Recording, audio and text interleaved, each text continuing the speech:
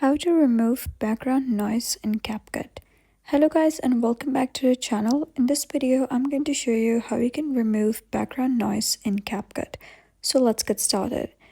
This tutorial is for iOS and Android devices both. I'm doing it on iOS device. If you're having Android, you can follow similar steps. So first of all, you gotta have the CapCut application.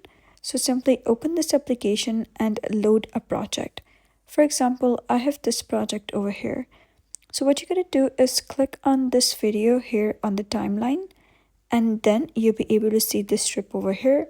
So you're going to scroll all the way to the right and you'll be able to see the option of isolate voice. So you're going to click on isolate voice and click on keep voice.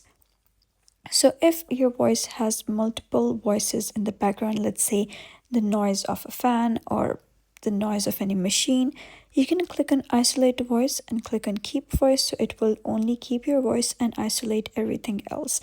Like it will just remove everything else in the background and keep your voice only.